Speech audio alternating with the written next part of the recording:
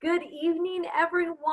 We are so thrilled that you have all taken time out of your evening and day to join us here tonight for this really enlightening presentation around mindful parenting and really how to teach our children to unlock this skill to really help them grow and develop. So you are really in for a treat. This is the second session. We actually did one earlier today over lunch, and y'all, so much great information was shared. So get your pen and paper ready and take some notes, and then also be ready for some great follow-up afterwards, because we're going to send you links and downloads, but lots of great takeaways.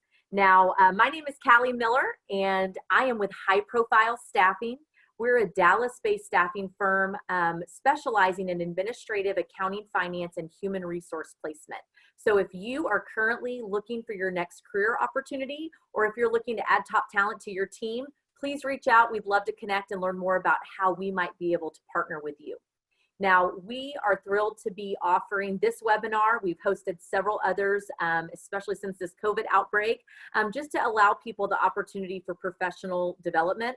And so we're excited again about this topic here tonight. And this is really part two, because many of you may remember hearing Kim back in May when she talked about this topic and really focused more so on the professionals out there and how to have mindfulness. So now we're taking it a step further and talking about how to incorporate this with our children and families. Before we get started tonight, I just want to go over a little bit of housekeeping. Tonight we are on the Zoom platform, and we are utilizing the webinar feature. Now, many of you are probably familiar with Zoom and have utilized it quite a bit, but on the webinar side of things, we cannot see or hear you. But that doesn't mean that we don't want to interact. And as I can see right now, our chat panel is going crazy, and I know our panelists are interacting with all of you. So we just want to encourage you and kind of point out how this works. So we do want to encourage you to interact with us, ask questions, make comments, share information, because that's how we can all connect, learn, and grow. But I do want to point out that all of you have on your toolbar the chat icon and the Q&A icon. So for the chat, we want to invite you all now to click on that. So if you go over to your chat window, if you tap on that, you have an option in a drop down to say to the panelists, all panelists, or all panelists and attendees. I'm going to ask that you utilize the all panelists and attendees, and then type a comment or a message in the box and tell us where you're listening from, city and state. We'll see if we can try to hear from everyone and get everyone familiar with the chat window. So we've got California, Santa Monica specifically, Frisco, Texas, Dallas, Richardson,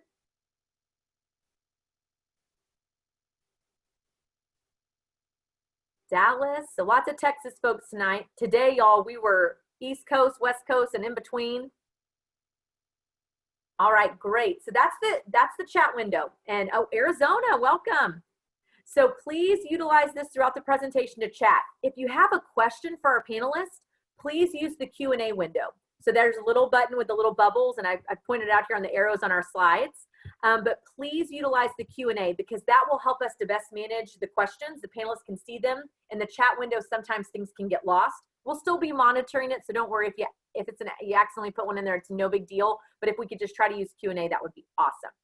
Now, next up, I just want to tell everyone what they can expect after our presentation today. So within the next 24 hours after this presentation, you will receive an automatic email from Zoom with a link to our online survey. This is really important to us. We're also going to survey you tonight in the chat window, because we really want your feedback. And as I mentioned before, this particular session is a part two of that came out of all the feedback and the questions that we had from all of the attendees. So we are here to provide customized programming for you. We really want to add value and bring you programming that you want. So please complete that survey and let us know what you think. We really welcome your feedback. Now, within the next 24 to 48 hours, you're going to receive an additional email. It will come from Zoom, and it'll have a link that will direct you to the High Profile Staffing website, where you can click to download a lot of things. It'll be a recording of this presentation, which we are currently recording, and will also be broadcasting live to Facebook. And then we'll also include several links to downloads of a lot of resources. So you don't want to miss that.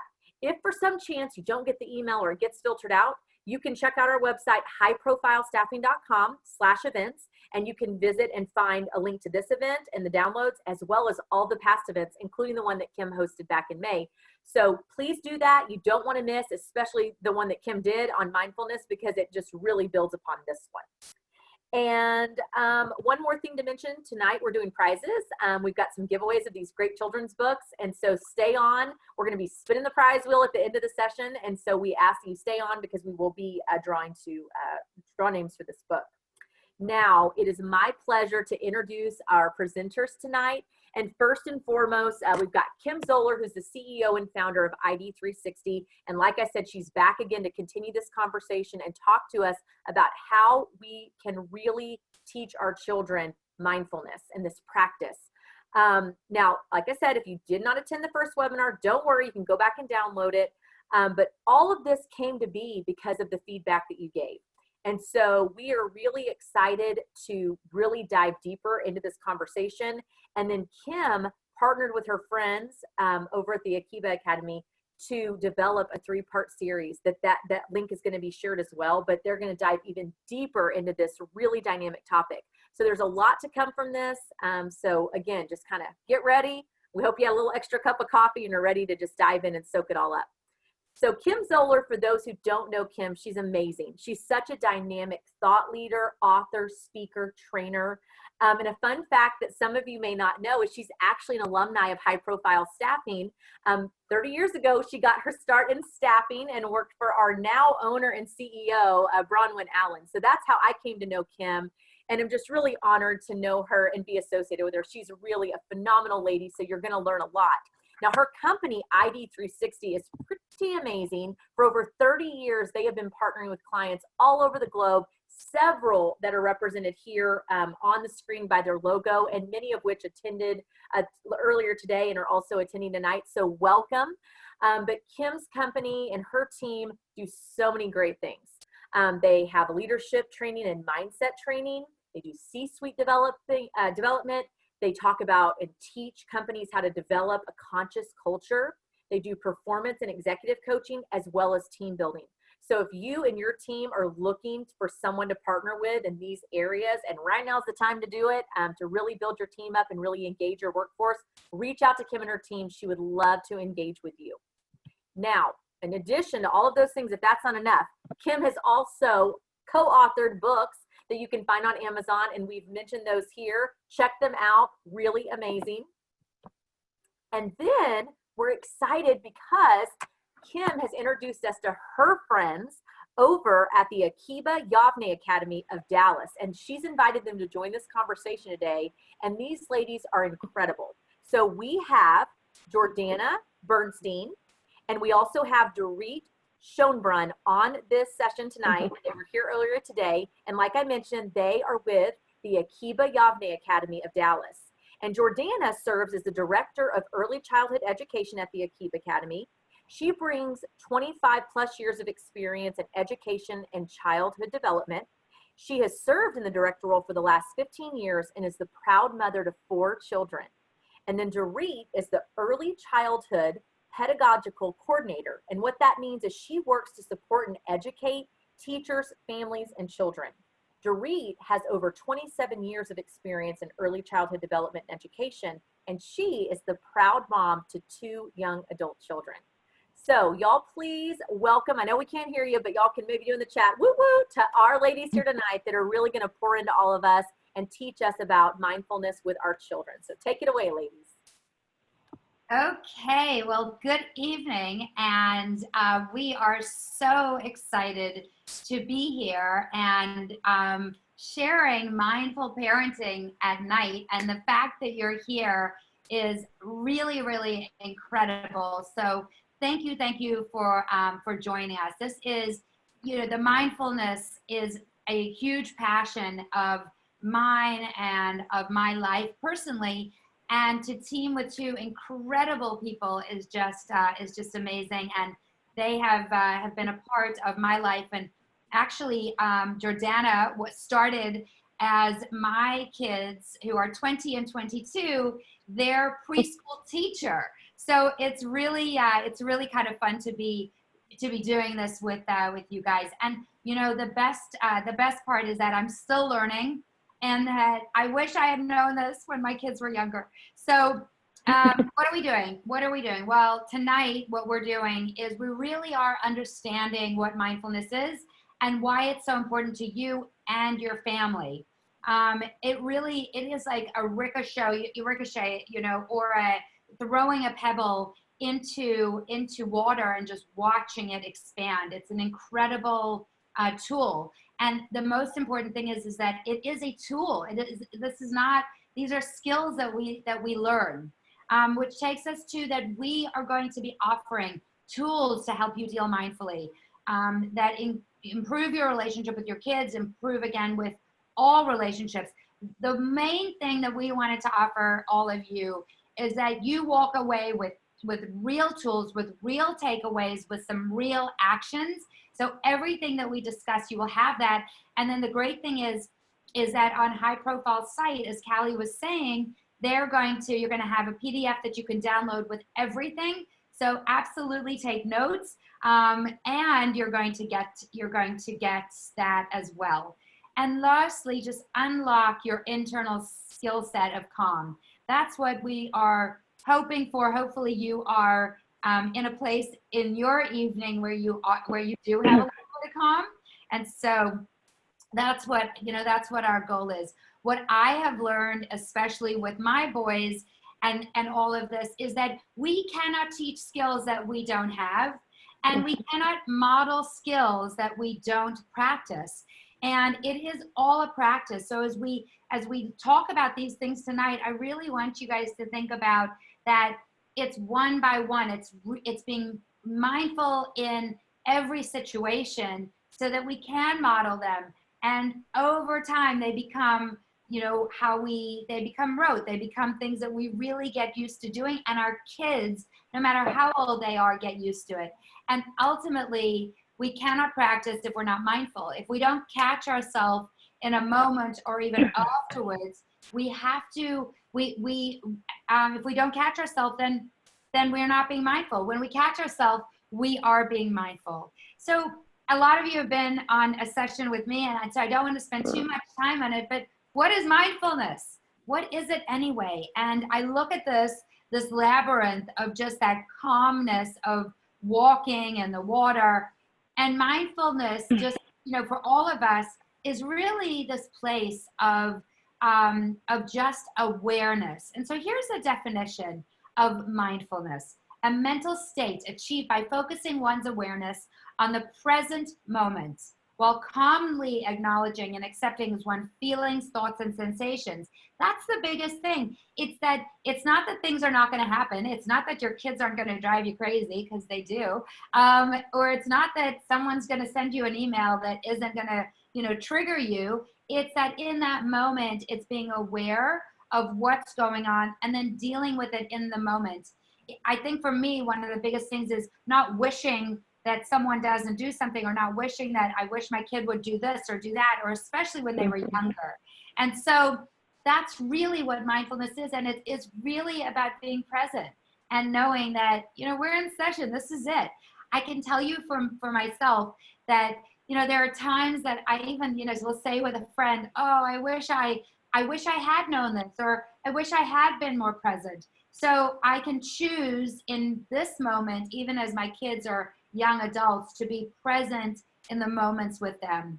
I love this quote: be happy in the moment, that's enough. Each moment is all we need, not more. And so it's really taking those moments and realizing how we need to stay in the moment, especially when there are a million things being thrown at us, especially with COVID happening and we're at home, and now we're trying to do our work for some of us, and we're also trying to be the parent, or for those of us who are full-time parents, we're dealing with, wait, this is so different. We're not having tons of play dates or things to do. So, and it all depends how old your kids are. And for those of us who have, as teenagers or older, how are we dealing with that? There are some major benefits to mindfulness, and you'll look here that the science supports it. So we are catching up. The science is catching up to the brain. It's not like the brain that mindfulness has all of a sudden happened. It's just that the data behind it is now catching up, and people are realizing that this isn't about going to India, although I love India, and sitting on a mountain and just being in that serene place. It's about dealing with our time, dealing with what's happening all the time. Now, I don't know about you. I do know that there are times that I said to myself, oh, I wish I should have done better. Why did I yell? Why did I do this? Why did I say this with my kids? I mean, I have to tell you, I will not live it down. My 22-year-old, to this day, we were playing a board game. I mean, this was so many years ago, and he lost the game. So we were playing with a big group of people, and he lost the game. And he said, I said, oh, Benji, he said, oh, I'm such a loser. Or I'm the loser. And I'm like, yeah, you are. I mean, to this day, he is like, Mom, you called me a loser. I'm like, Benji, it was in the moment of you said I'm a loser.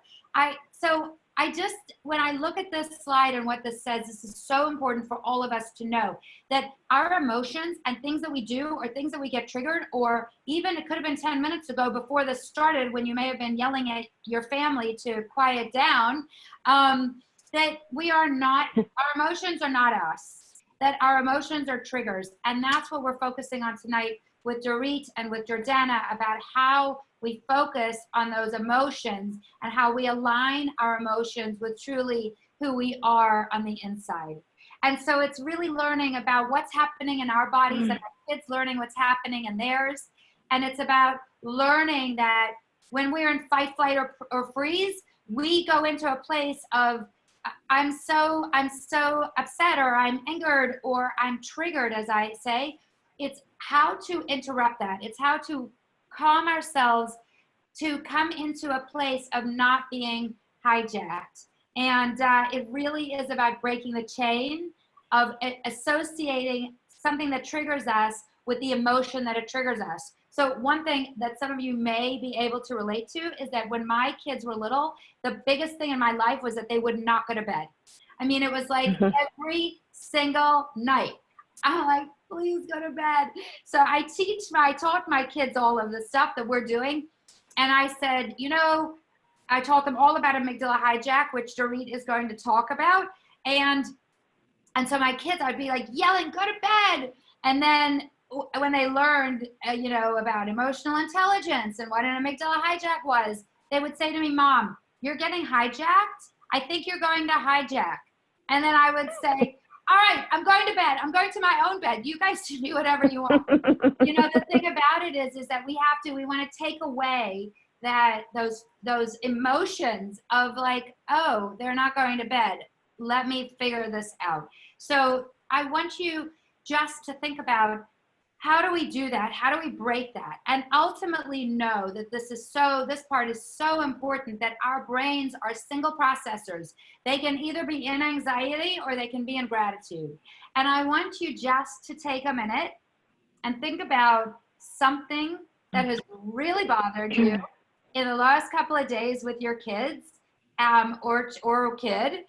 And just think about that for a minute, and then stop and just think about what you're grateful for in the last 24 hours about your kid or kids. So I'd love to get you to write down in the chat, what are you grateful for? What are you grateful for with your kids? What have they done? What are they about? So write something, tell us, what are you grateful for? How can we interrupt our anxiety for just gratitude? Because this is a tool that we are absolutely talking about and learning. So I don't see anything in the chat, so we'll keep going. We'll keep going. All right, I'm going to, thank you. Thank you, Tiana. Awesome. Good, good, good. So as we go on, I love it. Grateful for your 10-year-old daughter's wit. Love that, love that. So as we keep going, I want to That's so nice, Mandy. I love the chat. Resilience, letting down and crying in front of you. I just love it. Thank you for sharing. So I want you to just take a moment in this gratitude and realize how different it feels than the anxiety or the feeling we get when we get so stressed about our kids. And I want to ask you, do you meditate? And I'm such a believer in meditation because it has helped me tremendously, and how that associates with mindfulness. And meditation is a way to produce mindfulness. And what they have found from the data is that meditation is truly the only thing from a real brain change that produces more gray matter in our brain, that really does change our brain. And so, there are a lot of benefits to thinking about starting meditation, starting a practice, and starting it with your kids. And the nice thing is that we offer now a whole lot on mindfulness, and so do a lot of other people with these great apps. And so there are so many to really choose from. I want you to take a moment as we start the session and as we start the evening, is that I would like you to close your eyes, please. And just in that moment of closing your eyes, if everyone would just do this together collectively, just take a breath and exhale out, and take a breath and exhale out. And as you breathe, I just want you in your mind to realize that in that breath, we really have the power to calm ourselves, to model for our children, to really handle things in the most productive, creative, innovative, impactful way as we parent, which is such an important job that we have, to teach our kids, no matter how old they are, how to grow up, how to be productive, and how to model for their own children. And so we inhale in, and I want you to just think about your intention as a parent and what that intention is for you, and be so grateful that you have made it here tonight. And breathe and follow your breath. And as we have gratitude for you, and we will exhale that out to you, exhale out your gratitude that this community is here tonight to share with all of you, and slowly open your eyes. So as we talk about this, now go from that to getting our energy way up again. Jordana, I want to ask you, talk about the brain. We talk about the parasympathetic. We talk about all of these things.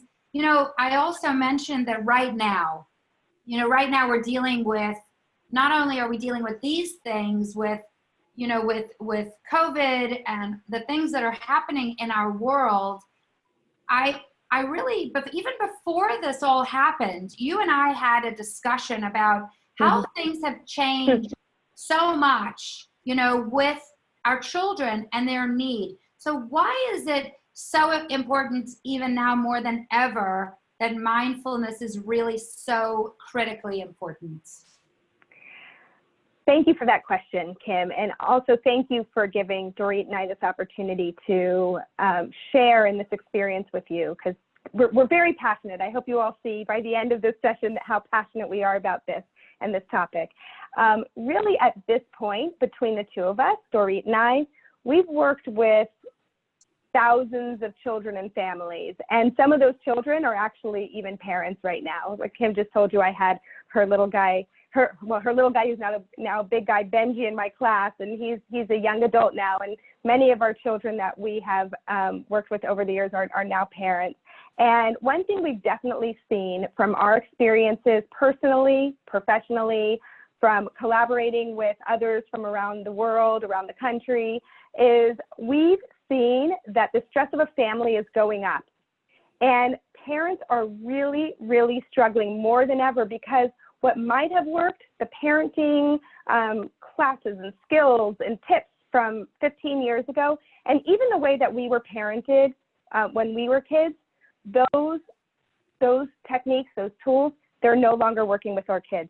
And with a more mindful approach, and we've seen it firsthand, with a more mindful approach, we've experienced that all the positive effects it can have on a family. So there is just so much to gain for an entire family from learning in this way.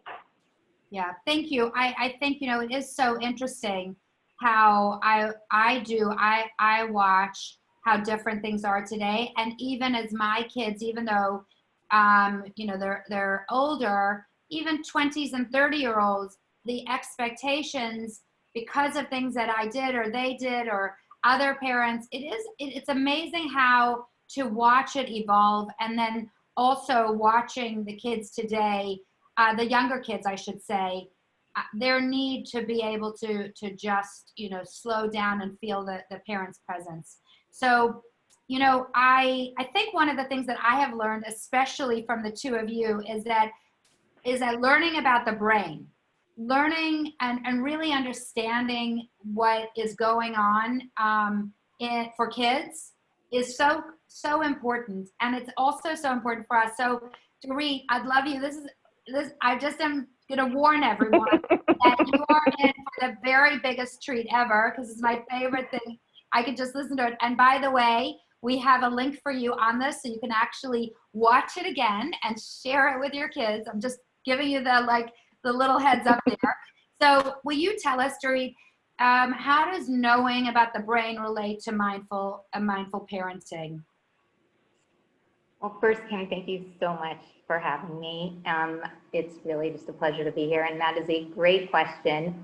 We need to understand our brain so that we can teach our children to understand about their brain, because the more we understand about what is happening when we're feeling these big emotions, the better we're able to manage them, and the better our children are able to manage them. And one of the ways that I have done this and that we do in our school with young children is using this this sort of symbolic method of using the hand. We call it the hand-brain model. It was developed by a man named Dr. Dan Siegel. And we teach it to young children as young as 2.5. And I'm not joking when I tell you that it really is very helpful. They really get an idea. There's nothing cuter than a 3-year-old telling you that they use their prefrontal cortex or their PFC power. There is nothing cuter. And I'm going to show you how to use it in the way that we teach it to young children. Keep in mind that it can be taught to any age. Obviously, it would be slightly modified, as you'll see, for older kids, but really, it's really helpful from an adult perspective, and I'll tell you more about that later. So this is what we do. We tell the kids, where's your brain? And they all know, it's inside their head, and they point and we say, well, we are gonna pretend that our hand is like a brain. Is this really our brain? And they say, no, of course not. And we say, no, it's not. Our brain is inside here, but we're just pretending that this is our brain. So now point to the front of your head right here. And they all point. And we say, underneath that part and that part of your brain, that's going to match up to right here on our hand brain. This part is called your prefrontal cortex. Prefrontal cortex, that's a really hard word. You can just call it your PFC. And that's where all your power is. All your power to make good choices and good decisions and plan things, come up with plans. It's all right here in your PFC, and you want to use all your PFC power. Oh, it's the best feeling. Now, back part touch back part of your head. That's going to match up back part of my hand, back part of my head. That's your PFC. This part back here, this part's called hippocampus. It sounds like hippopotamus. The hippopotamus in your head. No, that's so silly. It's a hippocampus, and oh, they love it. It's one of the first ones they remember. The hippocampus is where you keep all your memories, and your memories for the good feelings and the bad feelings, and your memories for when you did something and if you liked it or if you didn't like it. It's a very important part. Now, in the middle of our brain, and I can't even point to it because it's so deep in the middle, almost like a little peach pit, Just like when the pit is inside the peach before you bite it, you can't point to it, you can't touch it. It even looks like the amygdala. Well, that's hiding right under here. Now, this is called the amygdala. Is this really an amygdala? No, it's a thumb. We actually once had a child go home and say, Dorit calls this an amygdala, but I know it's called a thumb. So emphasize that we're just pretending this is the amygdala. Now, the amygdala is really great when you're in danger. When you're in danger, like there was a tiger running after you, or there was a fire, and your amygdala tells you, run, get away, or get help, or call 911, and that's great, that's helpful. But sometimes your amygdala is to trick you, and it thinks that you're in danger when you're really not. Like when your brother comes and grabs a toy, you get mad, and it's okay that you're mad, but your amygdala will say, that's terrible, you're in danger, hit your brother, quick. But are you really in danger? Do you have to call 911 when your brother grabs your toy? No, that's so silly, that's not really dangerous. It's upsetting, but it's not really dangerous. So the thing is, when your amygdala starts tricking you, you can do things. You always have the power of your PFC, of your prefrontal cortex. You are always the boss. You can be the boss of your amygdala. And the way you do that, when your brother grabs your toy away and you just want to hit him, and your PFC goes, whoop, it's called flipping your lid, goes way up, and your amygdala starts acting up. First thing you can do right away, start taking breaths. Watch what's going to happen.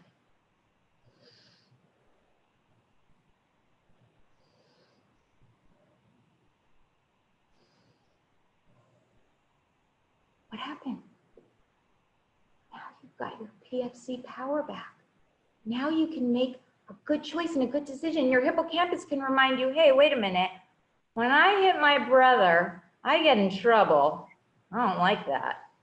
But when I say to my brother, get that back, I was using it, or maybe go get help from a grown-up, then my brother doesn't always give my toy back, but I can still come up with other plans, and I'm a lot happier than if I hit. And I feel better, and I like that feeling. And you can use that power. So whenever you're feeling upset, you can just remember. And the thing is, this is a visual that works. It's the way we teach it. And when used and talked about consistently, is an image that really sticks in their head and is very helpful. And I use it regularly, including today, many points throughout this day. So it's very, very helpful and very effective. So, you know, I absolutely love this. What's interesting about this is that I used it, and some of the people may be actually on here today with a professional group today, this morning, in our mindfulness and meditation session. And, you know, where Dorit has an incredible voice doing it, it is also something just to think about as we teach and we think about teams, that we're doing the exact same thing. And we just don't, you know, we just don't make the baby voice along with it. And it's just, it is the best tool. Dorit, you know what I love? And I love when you tell this story about how even at home, you know, with your husband, that this has now become like a thing. Will you just share that a little bit? Yeah, especially early on when I first started talking about it and teaching it, and I always share the stuff that I'm learning about or teaching with my husband. And there were a few times, and I said this earlier, I don't recommend that all spouses do this. You really have to know your audience and know that it's going to work on them. But I know that I got very moody or upset about something, and I started getting upset, and he just looked at me and went, and I immediately started laughing. I love that he knew it and he used it appropriately. And the thing is, even though the goal of this isn't to stop the feeling and to happy kids up, you know, in that moment, it's just to help them stop and make a good plan. For me, that's essentially what it did. It also happened to make me laugh, which is bonus, and put me in a good mood. But it sort of broke in the same way that gratitude does it. It help me stop and breathe. And it's just very effective. And I do it to myself. I think I've done it with Jordana. I teachers in the school. It's just a very helpful visual tool. Yeah, it is. It absolutely is. And the conversation, and as I said, we actually, yeah, Dorit, do it so that we have, and we'll send you the link so that you can watch it. One thing that we're doing is that for all of you tonight, we really want to, again, make sure that there are tools. And so I want us to think about rewirements, about what we're rewiring in our brains. And so, Dorit, I would love you to please offer and share some very specific tools in knowing about the brain. Again, it could be a 17-year-old, a 20-year-old, a 3-year-old. And what are some things that we can actually do and take away from this? Great question, and so important. The very first thing is teach this hand-brain model. And of course, you don't have to use the baby's voice, and you don't have to say, "Is there a hippopotamus in your head?" You don't have to do obviously. They're going to just think you're ridiculous. But even if you're talking about and they think you're ridiculous anyway, so you might as well go all in. But teaching this as just a visual, we all benefit from visual cues. Sometimes there are people who want to lose weight, they'll put a picture of like what they want to look like on their refrigerator as a motivator. This is that same kind of thing. It's a visual cue that's so helpful. So the first thing is teach your family about the hand-brain model and teach them the verbiage, teach them the words. Like if they're kids, you can say PFC power and don't let your amygdala run the show, but otherwise just get all that lingo in and make it a part of your life. Notice the behaviors going on around you and in yourself, but at the beginning especially, just sort of noticing with your family throughout the day when behaviors, and align it with what's happening in the brain. So like if someone is honking behind you and you look in your rearview mirror and they're going like this at you, and that might not happen to you, and maybe it's just me and my driving, but you might think, oh, looks like their amygdala is running the show back there. And also when you're reading books with kids, or if you've just gone to a movie with your teenagers, and you can talk about which part of the brain was doing what. Like when I do the story of the 3 little pigs, I incorporate brain knowledge through all of it, building up to, the 2 first pigs, their amygdalas run the show, and that's why they end up with no house, and they're just nervous Nellies. And that last pig, well, he takes a deep breath and uses his PFC power, and he comes up with a plan. He's got a brick house, he is secure, and he's calm, cool, and collected. And who ends up winning? PFC man. So you can really incorporate this brain knowledge and notice it throughout. And visualize throughout the day, as we were talking about earlier. Talk to the hand. Visualize this hand throughout the day, noticing it, notice it in yourself.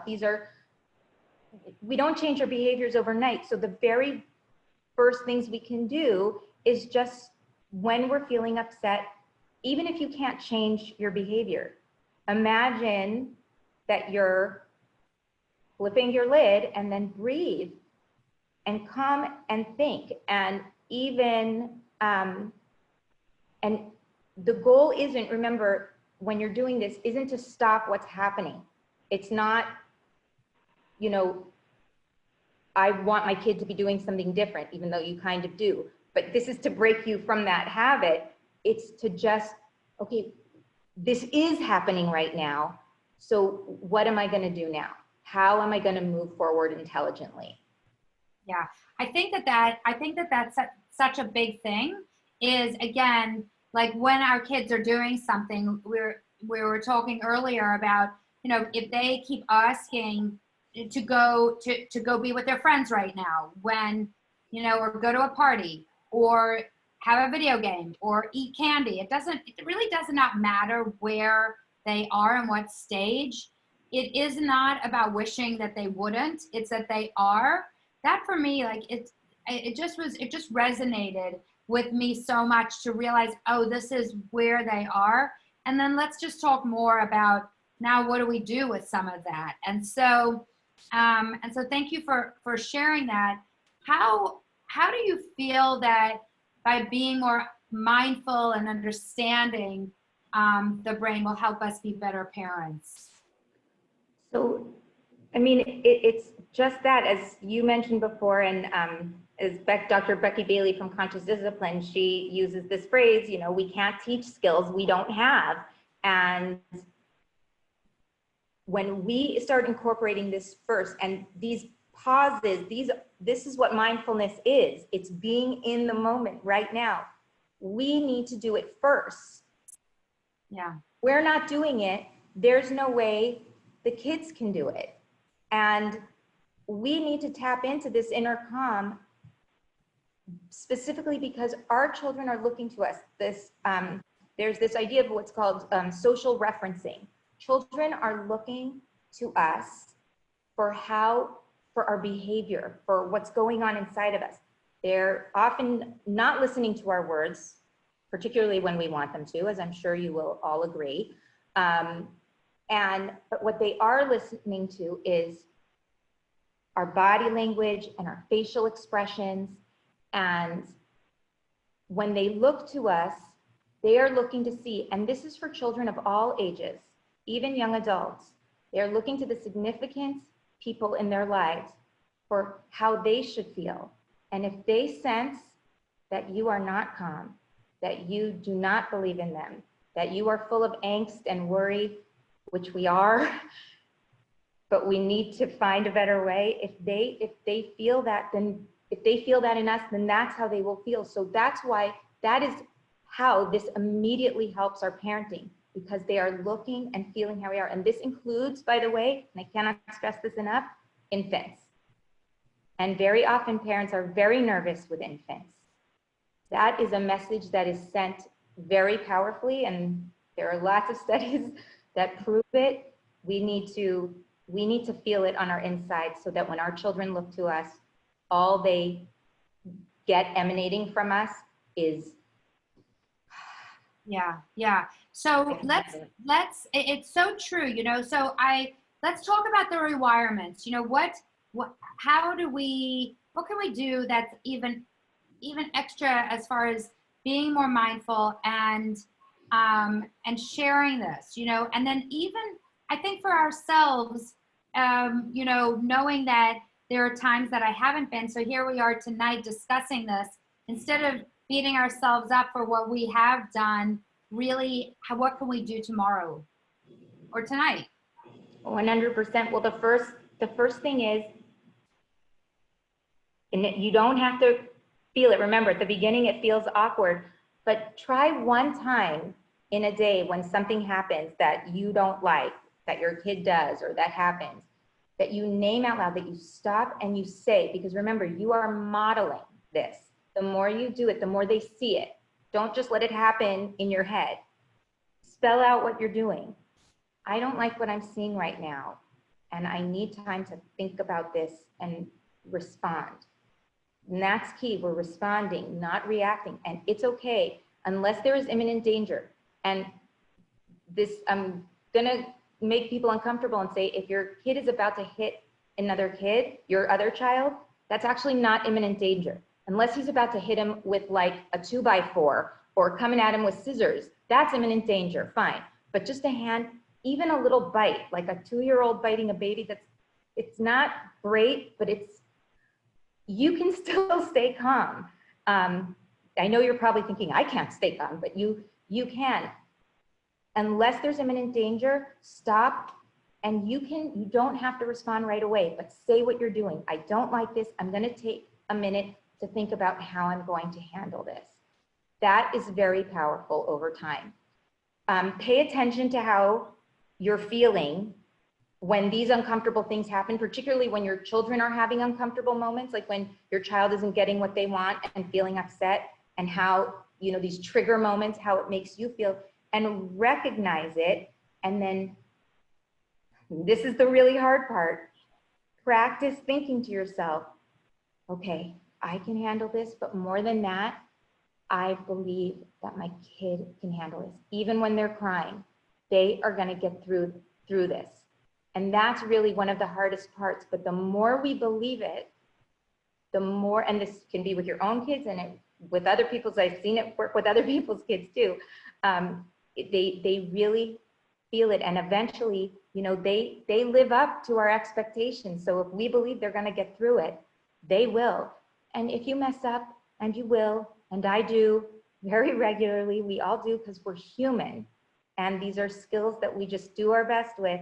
You can always go back and say, I messed up. I really overreacted. I yelled. I did this. It was so, I know it was wrong. This is what I was feeling. I didn't properly calm myself. Here's what I'm going to do next time. That's also modeling mindfulness. It's modeling how you can reflect and make a better decision for the future. And then they learn how to repair. So there's so much in this that's just so helpful and calming and bonding that it makes you a more effective parent. Yeah, thank you. I think that that's a biggie, is just, especially the repair thing of just teaching our children that we can mess up too, and that it allows them to mess up. The other thing is, it just reminded me that, you know how your kid falls or something happens with your kid and then we rush to them and they're crying when they're little, but when they're with someone else and the other person's like, yeah, you're fine, they just get right up. You know, I think all of us have experienced this, that our kids, when they're at other people's houses, they behave so well. They say they do the things that they need to do. And I think a lot of it is that the other parents expect it, and that's just the way it is. So, you know, so much of that. I want to, as we go on, I do want to say that there's some really good questions. And Emily, a really, really good question. We will come back to it. So we're going to keep going on. Please know that we're going to get to the Q&A in just a bit. And so I want to, Jordana, I want to ask you, you know, at the beginning, we talked about, about tigers and that there, you know, we have this, we have all of this going on. And again, what are we teaching our children? And what do we do as parents that really feeds the chaos, that tiger? And what do we do that actually teaches it and calms it? Will you tell us a little bit about this? Yes, it's such an amazing question. And one of the things that we do, and I'll tell you, we all do it. One of the things that we do as parents is we have a very hard time letting our kids be upset. If I ask a group of parents, what is it that you really want for your children? And I've done this, many of them will say, I want my children to be happy. And so, but to achieve that goal, sometimes we don't go about it necessarily the right way. We think for them to be happy, they just can't ever be sad, they can't ever be angry, they can't ever be mad, they can't ever be upset. But the truth of the matter is they have to be able to feel those feelings, and they have to be able to learn that these are feelings that come and these are feelings that go. And then learn the skills that help them handle these feelings. The truth of the matter is that if we want our children to be able to do hard things, we want them to be able to cope through a really hard homework assignment or through a competitive soccer game that they don't win, or cope with a traumatic pandemic that has, turned their lives upside down. If we want them to be able to cope with those and handle those kinds of hard situations, we need to allow them to feel those feelings. So our children need to know that we can handle their upset feelings, and we don't need to take them away from them. We don't need to try to take them away from them and put them inside of us and feel them for them. So in order to be able to do that, we need to make sure that we tap into our own PFC powers. When I say we need to really tap into the PFC, I'm not necessarily even talking about theirs, I'm talking about ours. So to be able to do that, we need to be able to practice, I'm a breather. Like, I breathe through scenarios 150 times a day. I have to, or else I would be a basket case. So I often will just pause and breathe before I respond. And that way I tap into my PFC powers before I address any kind of situation. And this actually works with kids, this works with adults, this works with colleagues, this works with whoever it is in your life, your spouse, it works with whoever it is in your life. But we have to be able to be in touch with our own calm, mindful state so that we are able to handle those feelings that they might be feeling and not feel like we have to make them go away by giving them a lollipop to make them happy real quick. Or you had a hard day at school, that's okay. We're going to go to the jumping place because you love that and that's really fun. And so you don't have to worry about what happened at school because we're going to go do something really fun now. So instead, they tell you that they're having a hard day, you are taking a deep breath and you are there to help them handle those feelings. If you can't handle their feelings, how in the world do you think that they're going to be able to handle those feelings? Yeah. So again, yeah.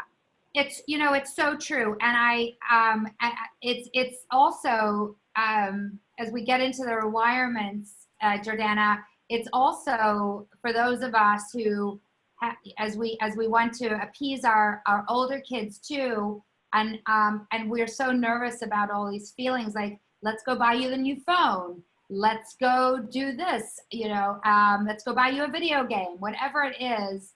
And so it really does take a lot, as Jordana said, that it is really about putting on our own safety, our own face masks first on that airplane.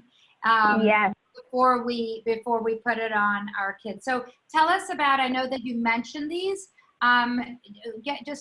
just know that the handout that you're going to get from High Profile has a lot more than just this on it. Just tell us about the takeaway, what I do right now. Yeah, some of those rewirements. So here's what I suggest. One thing that you can do is create just automatic moments of calm in your home. So make sure that this feeds that PFC, this feeds that prefrontal cortex. So at wake up, after school, at bedtime, do something calm and connecting with your children. And this is a time when these 3 times, these are calm, these are loving, these are mindful, sometimes they're playful. These are times where you are just calmly making connections with your children. See your children in these moments as fully capable and wonderful. You just want to have some beautiful experiences with your children, and so you are mindfully planning for them. So it could be that when I had an experience with my daughter the other day where I asked her to name 5 things that she was grateful for, and she gave me 5 things. And afterwards, she asked me back, tell me 5 things you're grateful for, which I was going to share with her anyway. But I love the fact that she asked me. It told me, I want to connect with you, Mom, and I want to know about you. So something like that would be a really nice thing. You could do that at bedtime. It could be at the dinner table. You could do something like that right after school. Just find moments where you are just putting some calm, connecting time in with your children.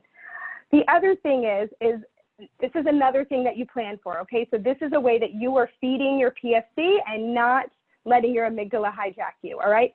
Think of a time, whatever it is. Think of a time when you know that you tend to get hijacked, right? Your amygdala starts going wild. I hear from parents, this often happens at bedtime. Or, you want your child to go to bed and you put your child to bed 10 times and they just keep getting out of their bed and out of their bed and out of their bed. Or this could be like that your child really wants something at the store and you know that you're not going to get your child the thing at the store even if they ask. So like, I'm taking my child to the store and they're going to ask for something and then they're going to throw a tantrum. Like, think of a time when you tend to go into amygdala hijack, and plan for that time. So just one little baby step time where you are just planning for it. You are expecting that this is going to happen. And so you are ready, locked and loaded with your mindful techniques, those deep breaths. And you are saying to your child, you really want that toy. And it's really hard that you're not getting it right now. And that's really hard, but you're handling it. Do you need a hug? Do you need a hug? Because it's hard and I'm here for you. And so you've got to practice. You just got to practice, plan for it and practice, but choose one time. And don't kick yourself if you mess up, or if you do go into amygdala hijack, just like Dorit said, you can go back and repair later. Don't kick yourself if you go through that. But just if you can mindfully pick one time that you're going to work on, then you're going to, I think you're going to see that you are getting more in touch with those PSC superpowers yourself. So yeah, and I think that, you know, one thing to think about is that it doesn't matter how old, you know, our kids are. So I was just thinking about when to start this, and how even having those same conversations with the little ones, the big ones, again, about going out, driving a car, whatever it may be, that we're doing the same thing. We're doing the same thing. And so, you know, a good question to ask, because I know that a lot of people on here tonight have, you know, the range is so different. And so the question is, when do we start? You know, when do we teach this? When do we start? What happens if we have, like here we have teenagers or young adults and we haven't done this? Can you just talk a little bit about this? yes. So I'm going to say when to start. I'm going to, I'm going to say this, and then I'm going to add to it a little bit. When to start? Prenatally. Start your baby's in your belly. You're starting then, because you're already starting to work.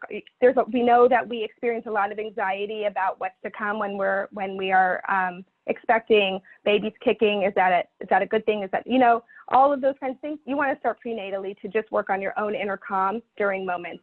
You want to start the minute your baby is born. You really want to start working on these on just calmness with your child.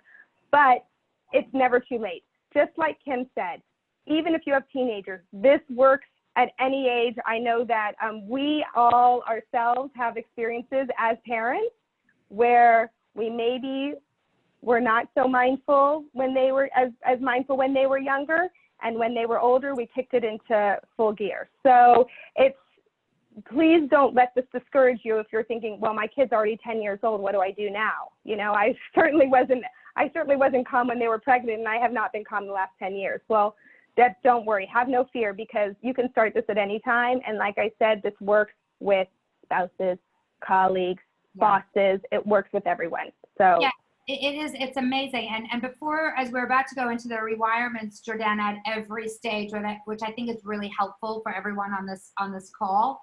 I think that one thing that I learned is that I really started doing this as my kids were really already in high school. I mean, there were little pieces of it because I was always intrigued with it, but really being able to start to practice and really making it more of my life when my kids were in high school. And I will tell you that even today, they will say to me, "Oh my gosh, Mom, you would never have reacted that way," or "This is so different." And so they even make those comments as young adults. So if you'll share with us just from babies, and we'll go through the different stages, what are some rewirements that people can do right now to put this into practice? And this is a hard one. This first one is like, you know, it's a toughie, I think. Yeah, the first one, you mean to put your phone away, that? Yeah, so it really is. And first of all, I want to just say, for any age, saying things to your kids like, "Don't cry, you're fine," or as they even get a little bit older, "Buck up, you know, it's not a big deal, just get over it." Saying stuff like that to your kids, you are not validating their feelings and not allowing them to learn how to work through those feelings. It's okay for our kids to have feelings. It's okay for them to have really joyful, positive feelings, and it's okay to have sad feelings and angry feelings. And our job is just to help that, be there for them, to help them work through it. with babies. So one thing that we know, and this is actually, there is some current research now that from the time your baby is born, your baby is ready to learn and actually wired for social interaction and for face-to-face communication with their caregivers. And so one of the things that that's happening now because of iPhones and smartphones and social media is that sometimes parents, when they're feeding their babies, they might be looking at their phone and not looking at their baby. So I want to just encourage you that when you're in that moment where you're feeding your baby, and it might not be every single time, but make sure that you are mindfully connecting with your children. You are looking at their face, you're talking to them, you're just calmly making little coo sounds and saying, I'm here, baby, I'm right here. And then when your baby is maybe starting to get a little agitated, you're holding your baby close, you're breathing with your baby, you're rubbing your baby's back, and you're just saying, I'm here, I'm here.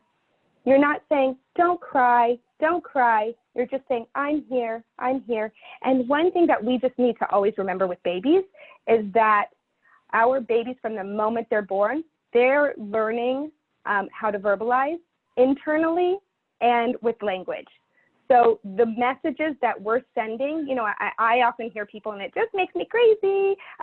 Just as an educator, it makes me crazy when I hear people say, oh, they're just babies. They don't even understand. They don't, I can watch anything I want on television because they don't get it. They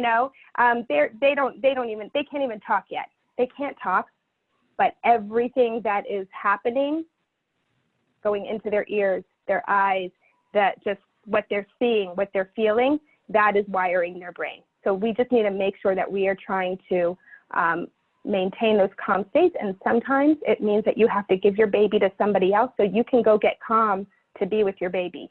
Yeah. So what about toddlers? That is toddlers, yes. Toddlers is, and this is, we know about toddlers, right? Toddlers, there's the terrible twos, right? When they have tantrums, those tantrums are big, they're great, they're long, and they're loud, and they can happen anywhere. They can happen at home, they can happen at the store, they can happen at a restaurant, and sometimes all we want to do is make the tantrum stop. So what do we do a lot of times is we just, what do you want? You want a lollipop? Do you want an ice cream? What can I get you? Do you want me to? I'll go buy you a toy. Let's go buy a toy. We'll bring it to the restaurant, and you can just sit and play with it at the restaurant. Or maybe even we will prop up some type of screen so that we don't have to deal with the tantrum, because we know if we can put a screen in front of them, they will just stay focused on that screen, and we won't have to deal with the tantrum. But the thing is we have to let these toddlers feel their feelings, and what they need to be able to see is that we can maintain our calm throughout, right? So we are taking our big deep breaths. We are saying, you just seem really upset right now. It's unbelievable, but if you offer a toddler a hug, do you need a hug? They will most often just accept that hug, and then they're ready to kind of move on from that feeling. So, but I highly, highly encourage that you don't try to just offer all kinds of rewards and reinforcements that just to get rid of that behavior as soon as possible. Let them feel the feelings. When we're talking about, the next we want to talk about is elementary school, and your child comes home, and I think that many parents can really connect with this. And I know that not only connect with it because this tends to happen to children, no matter who you are as a child, but maybe we had an experience like this when we were kids. And so then our own personal anxieties about what it felt like when we were kids, we don't want our kids to have to feel that feeling. And so this is the child who comes home and says, I had no one to play with on the playground today, and everyone was mean to me. Wow, that just, why don't you just stick a knife right in my heart, right? Because that is something that is just really hard to hear as a parent. Everybody wants their children to be played with, liked by their friends, and it's hard to hear when they maybe had a hard day because children weren't being nice to them. Again, maintain your calm. Know that this might happen, right? Start with knowing that this might happen someday with your child, no matter who they are. So if this happens, I'm going to maintain my calm. For me, that's big, deep breaths that I'm taking for sure. I'm going to reflect, yes, like Dorit said, I'm going to reflect back with my child. I'm going to say, you had no one to play with today. You seem really, really upset about that. Tell me more about that. What did you do? How did you handle that? And what could you do next time? You're just talking through these feelings with your child. You're listening. One of the things that we're giving away is at the end of this session is we're giving away a book called The Rabbit Listened. It's an incredible book. It's incredible for parents. It's incredible for kids. I think I gain as much from reading this book as the children that I read it to. And so I'm just going to encourage you, be the rabbit. Just be there to listen to your children. Let them just regurgitate their feelings and share their feelings with you, and just be there to listen. And after that, congratulate them. You had a bad experience today. You made it through the day. Tomorrow's a new day. Let them see, this is a feeling. It's here. This was an experience. It's here today. Tomorrow, it's a new day with new experiences. Now, let's go to teens, right? Our teens, I have some. I have a couple at home right now. So your teen comes home upset from school because he failed his test, and you don't think he's spending enough time studying, because what you see is that he's on his video games, he's on, he or she, I'm going to say he or she because I'm not necessarily talking about my kid, okay? So I'll say he or she on the video games, on social media, talking to their friends, you know, and you don't think that, that they're spending enough time studying. So what do? They're upset, and I'm sure like the initial response that you want to just say is, well, serves you right. You haven't studied enough, so there you go. Sorry, too bad, so sad. Maybe you'll do a better job next time, you know? That's like what you want to say, right? And then what will happen is you're going to get into this, you don't get it, and you know, you'll get into this back and forth with your team. So let's just avoid that from happening. Be in touch with your inner calm. It's their grade. It's not your grade. They're the ones that made the grade. You didn't make the grade. It's theirs. Let them own it. Let them own the feeling that they're feeling because they did not do well. And so you are taking your deep breath. You are validating the feeling that they're having. Wow, I can tell you are really upset that you did not get the grade that you wanted on your test. And that must be really hard. So, you know, take some time later tonight. You can make a plan for what you're going to do, how you might study for the next test. Just make a plan. It's, you know, if you need my help, I'm here for you. I will be here to help you. You got this. I know you got this. And you are encouraging them, but you are staying calm. You are letting them know this grade, it's theirs. This feeling, it's theirs. And they have the power to change it the next time. So, and if they need you to be there, if they need you to be that rabbit, you're that rabbit for them. So those are some helpful tips that I have for babies all the way through teens. Thank you so much. You know, I say this every time we do this, and that is, I wish that I had all these tools the whole time to be mindful, to really, you know, show up as a better parent. And even still, like now, to not say to my kids, you're fine, you're going to be great, but just to listen. You know, my kids are far away. Both of my kids, as many of you know, are they're actually in the army in Israel, and it's very, I want to, you know, like if they're upset, I want to make them feel better. I want to solve everything. And it is funny because when you do start doing this and you are mindful, they get used to that. So then when you do try and save them, they're like, what are you doing? You don't do this. And, you know, I mean, recently we had a situation with one of my kids. He had a fever, and he couldn't get a doctor to look at him, and he didn't feel good. So here he is in the army, and I knew someone who's in the government there who's high up, and I'm like, I'm going to just call and I'm going to get him on the phone and I'm going to get you into a doctor. And he said to me, are you not, like, what is wrong? What is wrong with you? So, you know, I think that even when we know this, it's amazing how it's like, we really do have to catch ourselves. And I really love when both of you just talk about so much of our own inner calm, our own calming, our own breath, because it really, really is true. You know, you talked about Dr. Dan Siegel, who really, this was his model. And so I wanted to end and share this quote. And as we come close to pulling this together before we get to the Q&A, our reactions can be very scary to kids. Also, we are modeling that this is how grown-ups react to stress. And I think that that is so huge. If we choose to be mindful by pausing before responding, we can teach kids that they too can pause and to respond instead of react. And I think that when our kids are reacting and we want them to be different, we have to really take that step back and say, wait a minute, what am I doing? What am I doing to really prompt that? So as we were planning this, I was looking for this video that I remembered this commercial. And I have to say kudos to Kelly, because somehow she found it. Some of you may remember this. So just take a look at this 1-minute video about how our kids, no matter what the age, they are watching us. I can't find my skates. Look under the table. No TV all day, remember?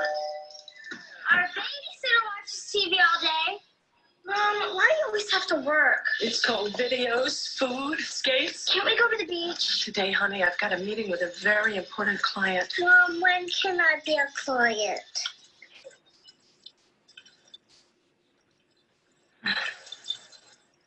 You have 5 minutes to get ready to go to the beach, or I'm going now.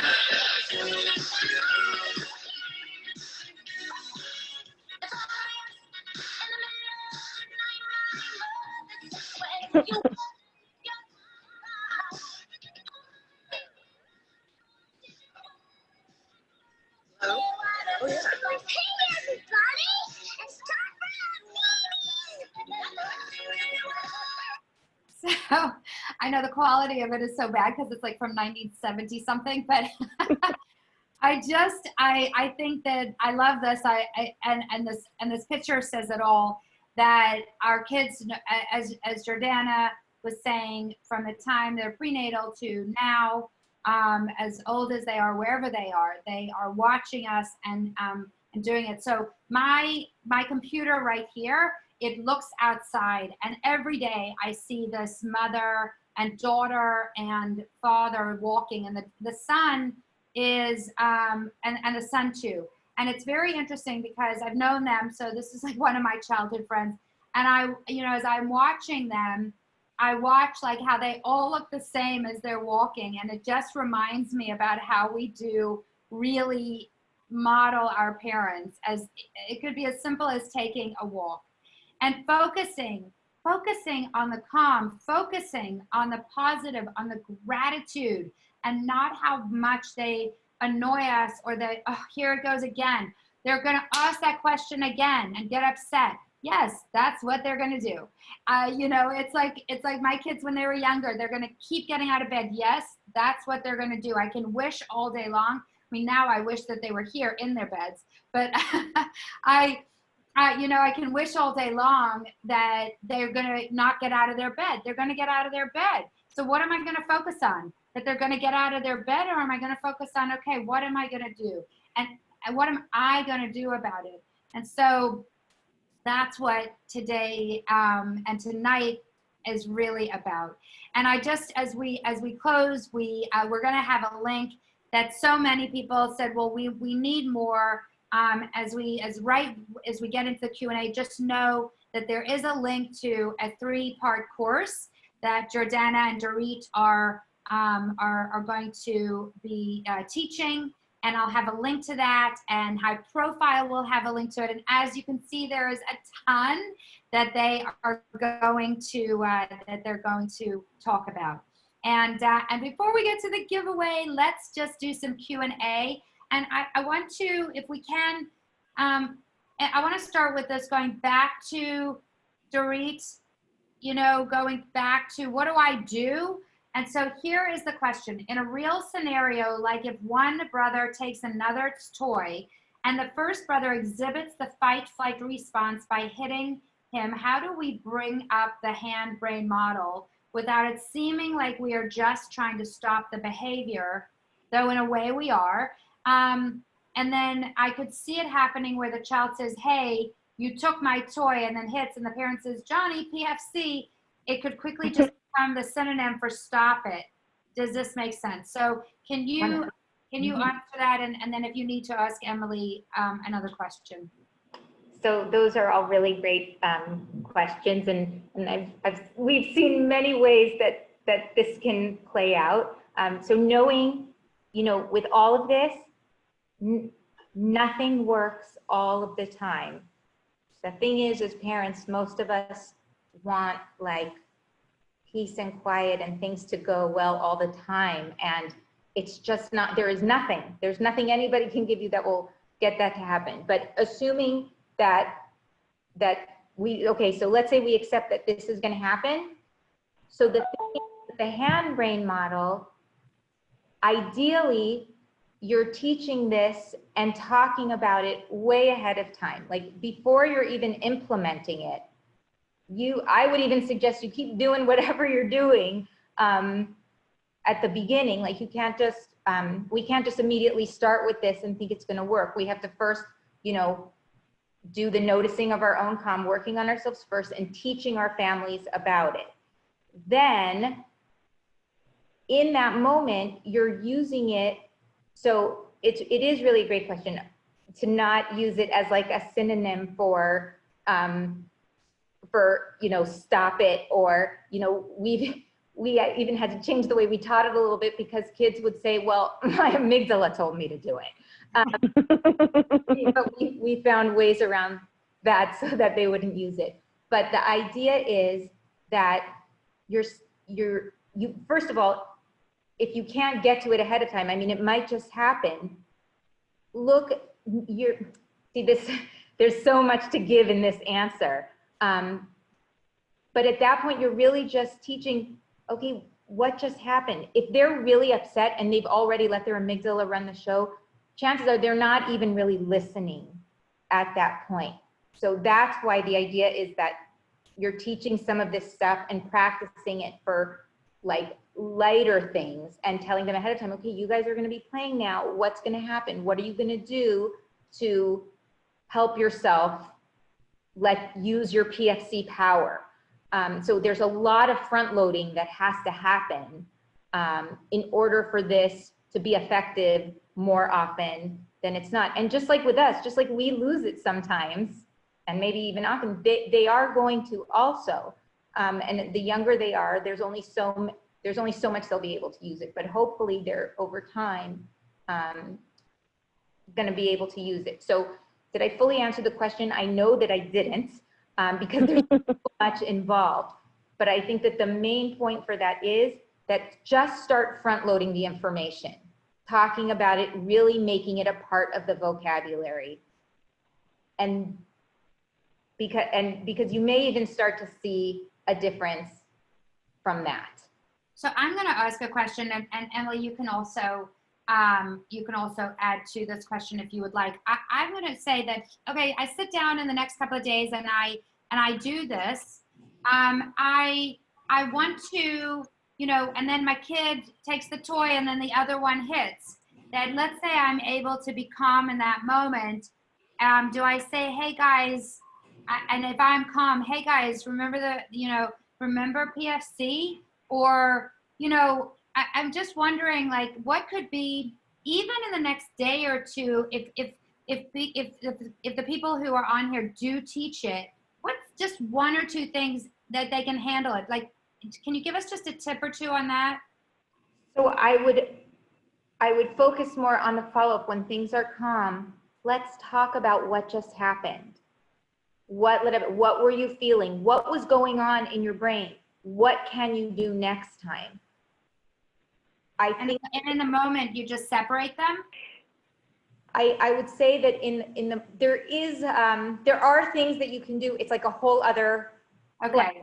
really. Come to the series. Come to the Things series. that we will Sometimes probably depending on the address in the series. situation, sometimes depending on the situation, like the one who seems like the aggressor is actually really the victim. And so there's so much involved. And I think the important part is stressing, at least at the beginning, the focusing on ourselves first, because none of this, it doesn't work unless we first work on our own mindful, calm modeling. That's where you're going to see that you get the most bang for your buck. And I'm really not joking. And I've seen it working with young kids, and I've seen it implementing it late in the game. And it is a game changer. Thank you. Thank you. And it's also not something, I just want to just add that it's also not something that's a one and done. Like it just doesn't, nothing's going to change overnight. Nothing's going to change because you tried this one time and they're just like, it doesn't work. I'm done. You know, it's a process, and it becomes a lifestyle, just like an exercise program. So. Right. Yeah, exactly. It's not like I want to lose my 10 pounds in a day. So, I didn't eat sugar today. How come I didn't eat it? So Kim Hurry asked a question. I think this is so good. You know, as we close this and for tonight, how do we explain or bridge from what you have modeled for yours to a new approach? Like, you want to wake up tomorrow and be like, oh my gosh, I have not been mindful, and I have allowed the stress. So can you just talk about, I know Dorit, you started this very late. So can one of you just talk about that? Like how you built it and what you do. I'll let Jordana answer, but I will I want you to share your story. I really just started with me, and I would just pick like one thing. I'm going to not react right here. It was slow. I admit openly that I mean, I have so many stories that I'll share in the series, but I had teams of people like support to help me. And sometimes that's what's needed. It's such a fair question. Just pick one thing that you want to change in yourself. And that's the hardest thing. You mean I have to change? No, they are the problem. They're the problem. I actually said that. No. I don't think you understand that. They're the problem. No, start with you, just one little thing. That's how you bridge. Start with one thing.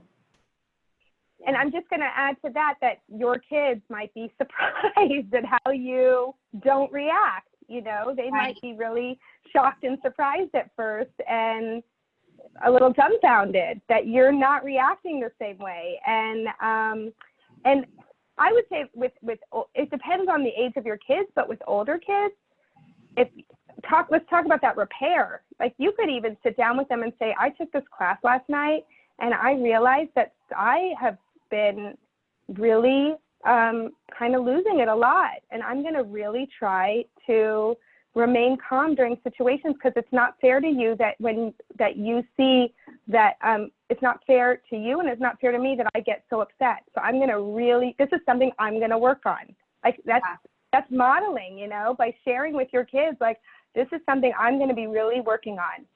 So any one of these rewirements is a great place to start. Any one of them. Yes. And I will tell you, Kim, that that's really where I started. My kids were older, and I really did sit down with them and said, you know what? I have done a huge disservice to our relationship and to how I react. And it really was the beginning. And I, of the conversations of what I was doing. So, So thank you for that. And with that, I know there is so much more. We're going to put the link to do the 3-part series, and you can always contact us and talk to Dorit and Jordana. I can tell you that they were definitely experts for me and still today as my kids are older. And so for, you know, as we bring tonight and all of this information, just again, just like, you know, what they said, what Jordana and Dorit said, one thing, just say one thing that you're going to do tomorrow. And if it's waking up and maybe you meditating, you finding your breath, maybe that's a good place to start. And or planning that one time that's going to really, you know, it's going to drive you crazy tomorrow, planning that time. So we want to say thank you so much to High Profile for hosting this and for doing it twice and hosting it at night, which also took time away from their family. And let's do the drawing for the 2 most amazing books. We're very excited, and Madison Howard from our team is on, and she is going to share her screen. We've added everyone's name, all of you who registered, to the wheel, and we'll spin and figure out who's going to win.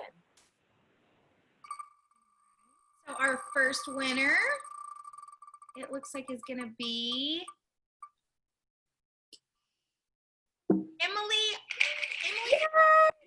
Emily. So you'll get Mindful Monkey and the Happy Panda. And then for our last drawing, we'll spin the wheel.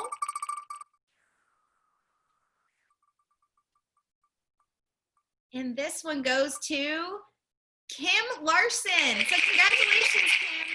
So Emily and Kim will be in contact to figure out the logistics of getting you your prizes, and congratulations.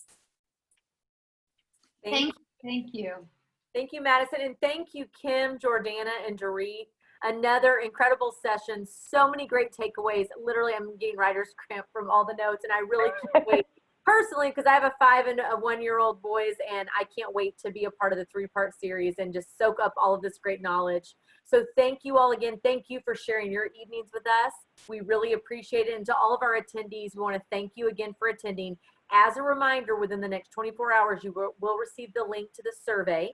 And then after that, within 24 to 48 hours, the email again will come directly from Zoom, directing you to a link to download all of the great content that was shared here tonight. That's going to include, you know, PDFs and a link to the video recording. So lots of great information that you can go back, you can watch with your families, your friends, spouses, partners, etc., to help spread this message and to help us to just be better and do better. So again, thank you all for being here. We hope you have a great evening.